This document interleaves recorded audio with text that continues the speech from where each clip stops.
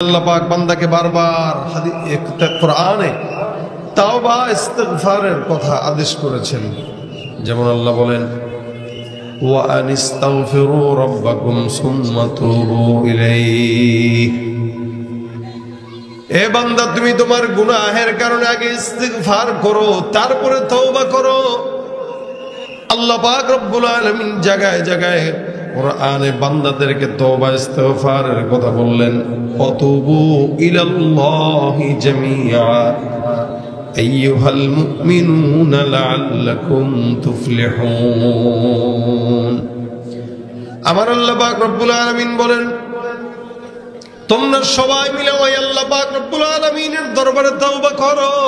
জমিনের মধ্যে যত ঈমানদার বান্দা, সব ঈমানদার বান্দাদেরকে আল্লাহ পাক রব্বুল আলামিন তওবা করার জন্য আদেশ করলেন। তওবার পরে আল্লাহ পাক বলেন, যদি তোমরা সফল হতে চাও, প্রত্যেকটা ঈমানদারের এক নম্বরের কাজ হলো সব গুনাহ থেকে আল্লাহর কাছে ইস্তিগফার তওবা করা।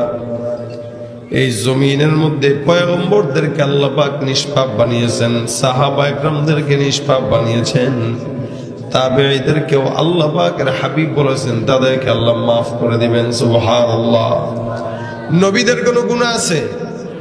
কথা কয় না। সাহাবীদের গুনাহ আছে? নবীরাও মাসুম, নবীরাও নিষ্পাপ। সাহাবা আজমাইনদেরকে আল্লাহ পাক ঘোষণা করেছেন রাদিয়াল্লাহু আনহুম ওয়া রাদু আন।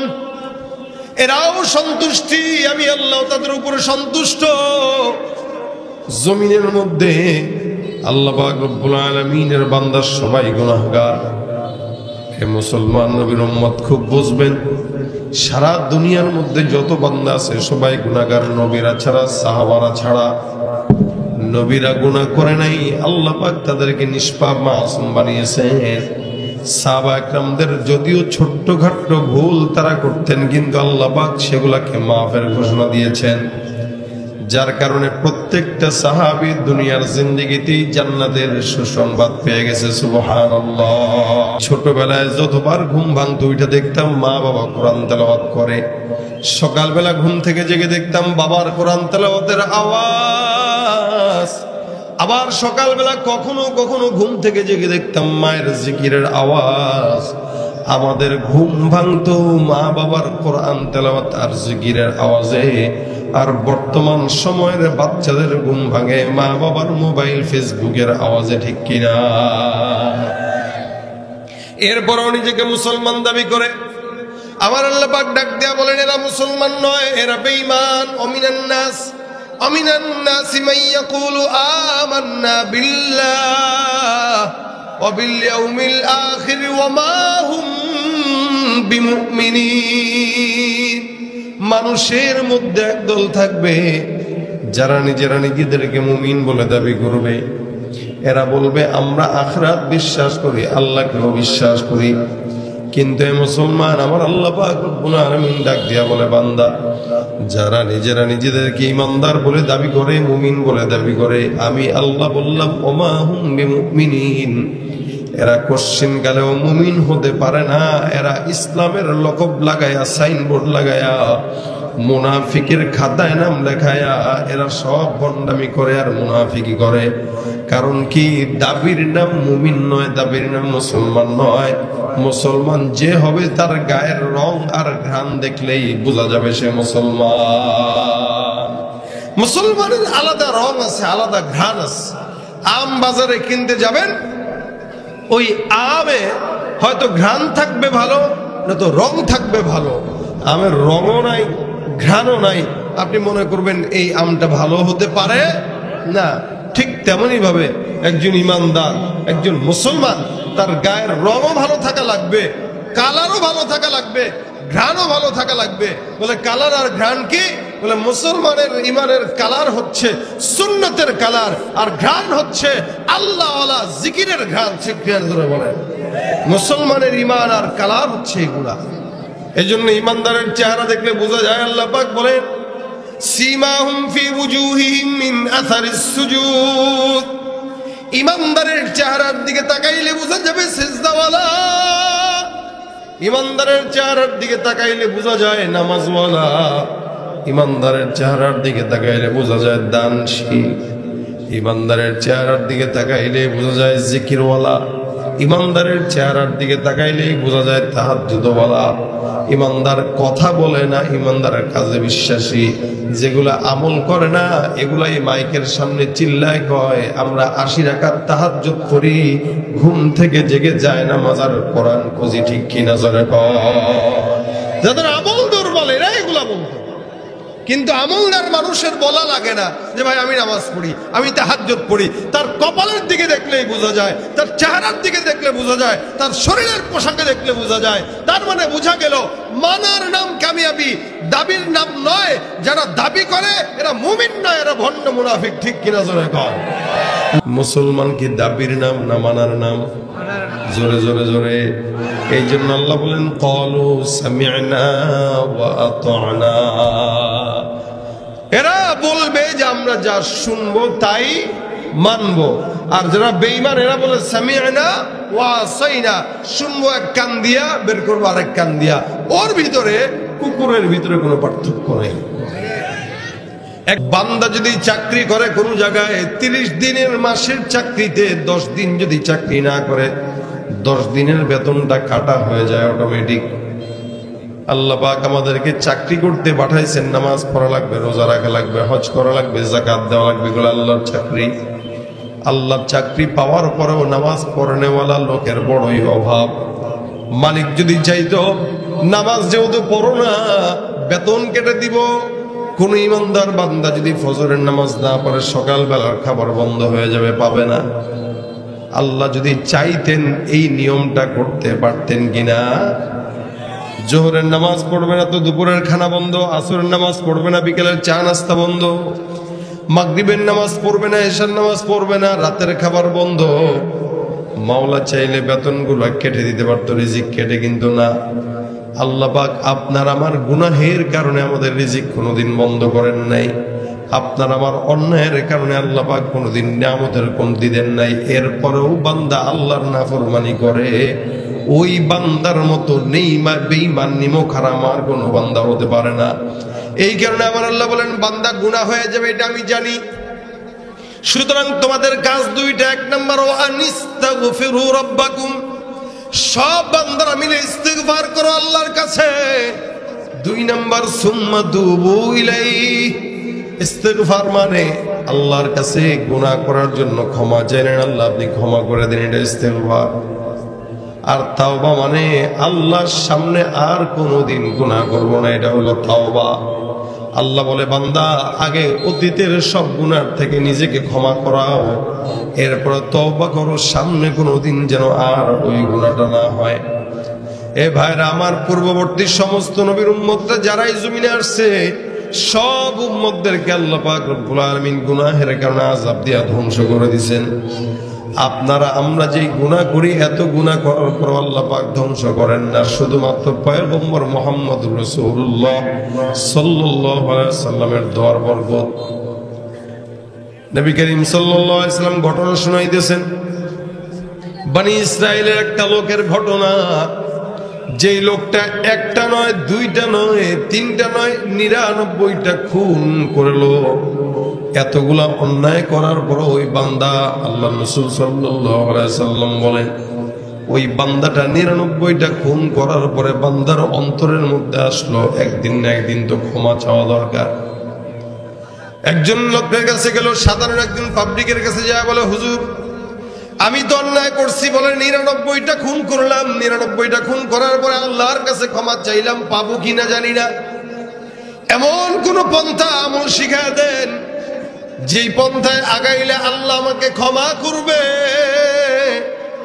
ওই আবেদ, সাধারণ একজন আবেদ, আলেম নয়, আবেদটা রাখ দেয়া, বলে কয়টা অন্যায় করছেন? বলে 99টা খুন। বলে 99টা খুন কোন বান্দা যদি করে আল্লাহ পাক তারে কোনোদিন মাফ করবে না, জান তওবা আপনার কপালে নাই। এই বান্দার মেজাজ খারাপ হয়ে গেল।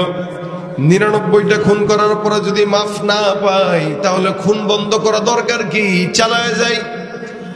কাছে একটা ছুরি ছিল, যে আবেদটা বলছে আপনি ক্ষমা পাবেন না, সাথে সাথে পেটের ভিতরে ঢুকায় ওই লোকটারও মেরে ফেলছে। আগে ছিল 99টা খুন, এখনো হইল 100টা। আল্লাহর বান্দার এবার পেরেশানি বেড়ে গেছে।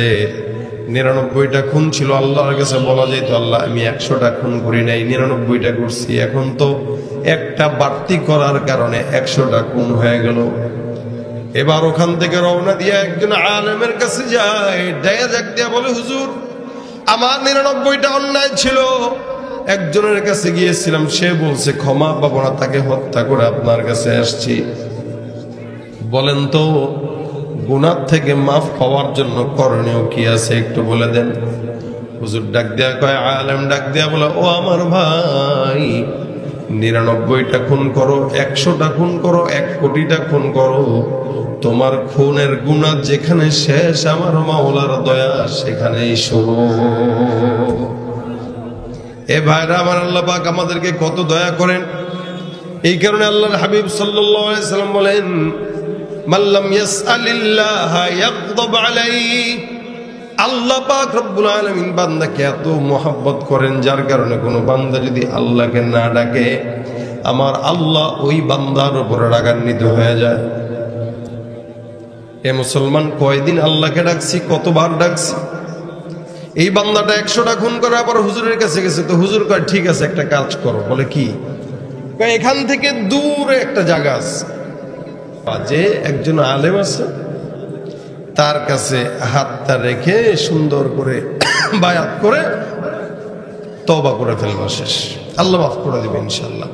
তো 100 খুনের অধিকারী বান্দা যখন তওবা নিশ্চয়তা পাইলো, তো ওই বান্দার দিলের ভিতরে শান্তি লাগছে। এই জন্য ক্ষমা করা মহৎ গুণ, এটা আল্লাহ পাকের গুণ। যে কোনো ভাইকে ক্ষমা করতে হয়।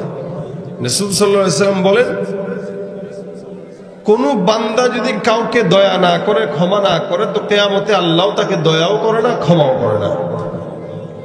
আর কেউ যদি আল্লাহর জন্য কোনো ভাইকে ক্ষমা করে দেয়, তো আল্লাহ পাকও কিয়ামতে তাকে ক্ষমা করে দেয়। বান্দা বাসার থেকে রওনা হয়ে গেছে, যেতে যেতে মনে করেন 20 কিলো বা 30 কিলোমিটার গেছে। যাওয়ার পরে আল্লাহ পাক কয় আজরাইল যাও জানটা কবজ করে নিয়ে আসো। তো বান্দার জান কবজ হয়ে গেল। এখন তো এই বান্দা মারা গেছে, তো বান্দার ঠিকানা কোথায় হবে, জান্নাত নাকি জাহান্নাম? এটা তো একটা চিন্তার বিষয়, কারণ লোকটার গুনাহ তো একটা দুইটা না, 100টা অন্যায়, খুন করেছে 100টা। এই জন্য জান্নাতের ফেরেশতারা বলতেছে আল্লাহ এই লোকটা জান্নাতেই যাবে। বলে কেন?